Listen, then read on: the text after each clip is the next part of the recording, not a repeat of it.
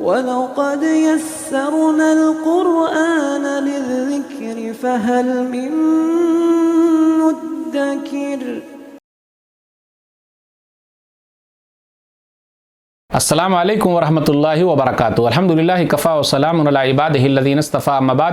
محترم ناظرین کرام، آج آسان درس قرآن کے اندر دوسرے پارے کا دوسرا رکوع ہے، جس کے اندر 5 آیتیں ہیں، آیت نمبر 148 سے آیت نمبر 152 تک۔ اعوذ باللہ من الشیطان الرجیم، بسم اللہ الرحمن الرحیم۔ وَلِكُلٍّ وِجْهَةٌ هُوَ مُوَلِّيهَا فَاسْتَبِقُوا الْخَيْرَاتِ أَيْنَمَا تَكُونُوا يَأْتِ بِكُمُ اللَّهُ جَمِيعًا إِنَّ اللَّهَ عَلَى كُلِّ شَيْءٍ قَدِيرٌ۔ اور ہر ایک فرقے کے لیے ایک سمت مقرر ہے جس کی طرف وہ منہ پھیرتا ہے، لہٰذا تم نیکیوں میں سبقت کرو۔ تم جہاں کہیں بھی ہوگے اللہ تم سب کو اکٹھا کر کے لے آئے گا، بے شک اللہ ہر چیز پر قادر ہے۔ وَمِنْ حَيْثُ خَرَجْتَ فَوَلِّ وَجْهَكَ شَطْرَ الْمَسْجِدِ الْحَرَامِ وَإِنَّهُ لَلْحَقُّ مِنْ رَبِّكَ وَمَا اللَّهُ بِغَافِلٍ عَمَّا تَعْمَلُونَ۔ اور اے نبی صلی اللہ علیہ وسلم، آپ جہاں سے بھی نکلیں نماز کے لیے اپنا چہرہ مسجد حرام کی طرف پھیر لیں، اور بے شک وہ آپ کے رب کی طرف سے حق ہے، اور جو کچھ تم کرتے ہو اللہ اس سے غافل نہیں ہے۔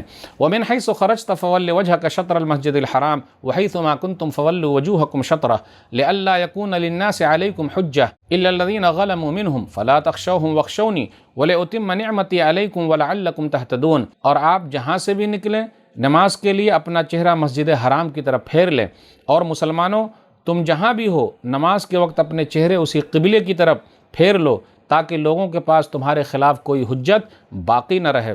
ہاں، ان میں سے جو ظالم ہیں وہ باتوں سے باز نہیں آئیں گے، تو تم ان سے نہ ڈرو بلکہ صرف مجھ سے ڈرو، تاکہ میں اپنی نعمت تم پر پوری کر دوں اور شاید کہ تم ہدایت پا جاؤ۔ کما ارسلنا فیکم رسولا منکم یتلو علیکم آیاتنا ویزکیکم ویعلمکم الکتاب والحکمہ ویعلمکم ما لم تکونوا تعلمون۔ جس طرح میں نے تمہیں یہ نعمت دی ہے کہ تمہارے درمیان خود تمہیں میں سے ایک رسول بھیجا جو تم پر ہماری آیتیں تلاوت کرتا ہے اور تمہیں پاک کرتا ہے اور تمہیں کتاب و حکمت کی تعلیم دیتا ہے اور تمہیں وہ باتیں سکھاتا جو تم نہیں جانتے تھے۔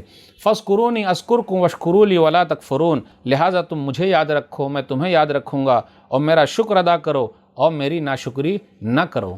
ناظرین کرام، آسان درس قرآن کے اندر دوسرے پارے کا یہ دوسرا رکوع تھا، جس کے اندر 5 آیتیں تھیں، آیت نمبر 148 سے آیت نمبر 152 تک۔ اس کے اندر یہ کہا گیا وَلِكُلٍّ وِجْهَةٌ هُوَ مُوَلِّيهَا، ہر ایک کو اللہ تعالیٰ نے قبلہ دے رکھا ہے اور وہ اسی کی طرف رخ کر کے نماز پڑھتے ہیں۔ یہودیوں کے لیے بیت المقدس کے اندر جو صخرہ ہے ایک حصہ ہے وہ دیا گیا ہے، پھر اسی طرح عیسائیوں نے لے لیا، اس طرح یہودیوں نے بھی خود سے لے لیا، مقرر کر لیا، عیسائیوں نے بھی بیت المقدس کا مشرقی جانب لے لیا ہے، اور مسلمانوں کے لیے بیت اللہ کی طرف سے یہ آیا ہے۔ پھر اس کے بعد یہ بیان کیا جا رہا ہے فَاسْتَبِقُوا الْخَيْرَاتِ، تم لوگ نیکی کے کام میں آگے بڑھو۔ اب دیکھیے، نیکی کے کام میں آگے بڑھنا ہے، لیکن ہم اور آپ کیا کرتے ہیں؟ دنیا کے کام میں آگے بڑھے ہوئے ہیں۔ فَامْشُوا فِي مَنَاكِبِهَا وَكُلُوا مِن رِزْقِهِ، سورہ ملک سورہ نمبر 67 آیت نمبر 15، کہ روزی روٹی کے لیے تم لوگ چل کے جاؤ، لیکن نیکی کے لیے بھاگ کے جاؤ، دوڑ کے جاؤ۔ آپ دیکھ لیجئے فجر میں ہم اور آپ کتنے لوگ اٹھتے ہیں، لیکن وہی دیکھیے گا ٹائم ہوتا ہے جانے کا آفس تو کتنی بھیڑ لگی رہتی ہے۔ یعنی جہاں اللہ نے کہا چل کے جاؤ وہاں دوڑ کے جا رہے ہیں، اور جہاں کہا گیا نیکی کے لیے دوڑ کے جاؤ تو ہم اور آپ آگے بڑھ ہی نہ رہے، تو بڑی بدنصیبی ہے۔ اللہ ہم سب کو نیک عمل میں آگے بڑھا دے، آمین۔ اب اس کے بعد یہ ذکر ہو رہا ہے کہ فَوَلِّ وَجْهَكَ شَطْرَ الْمَسْجِدِ الْحَرَامِ، آپ اپنا چہرہ مسجد حرام کی طرف پھیر لے۔ یہ 3 مرتبہ آیا ہے، آیت نمبر 144، آیت نمبر 149، آیت نمبر 150۔ یہ 3 مرتبہ کیوں آیا ہے؟ ایک مرتبہ تو اس کی علت یہ بیان کی گئی، اس کی وجہ یہ ہے کہ نبی صلی اللہ علیہ وسلم کی خواہش تھی کہ بیت اللہ جو ہے وہ خانہ کعبہ ہو جائے اور اسی کی طرف رک کر کے نماز پڑھی جائے، تو اللہ تعالیٰ نے نبی صلی اللہ علیہ وسلم کی خواہش پوری کی اور اس بات کو وہاں ذکر کیا۔ پھر اسی طریقے سے ہر امت نے اپنے اپنے لیے ایک قبلہ چن لیا ہے، تو اللہ تعالیٰ نے اس کا ذکر کیا، تو وہاں بھی مسلمانوں کے لیے جو ذکر کیا تو اس کو ریپیٹ کیا۔ پھر اسی طرح مخالفین کے اعتراض کا جواب دیا گیا ہے۔ پھر آگے بیان کیا جا رہا فَلَا تَخْشَوْهُمْ وَاخْشَوْنِي، لوگو کسی اور سے مت ڈرو، کہا جا رہا ہے مسلمانوں کسی سے مت ڈرو بلکہ مجھ سے ہی ڈرو۔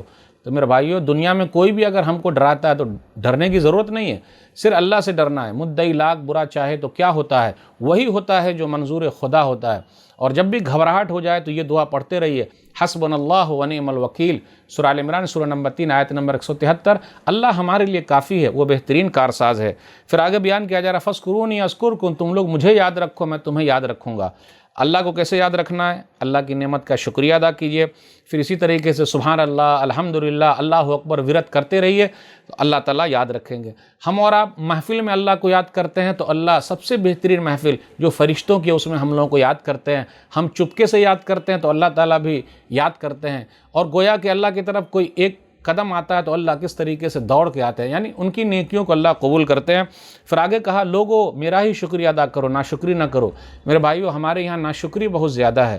اللہ کا شکر ادا کریں اس چیز پر جو ہمارے پاس ہے۔ جو چیز نہیں ہے وہ ہمارے نصیب کا نہیں لکھا ہوا ہے، ہم اور آپ کیا کر سکتے، کوشش کر سکتے ہیں۔ اس لیے جو چیز آپ کے پاس ہے اللہ کا شکر ادا کیجئے۔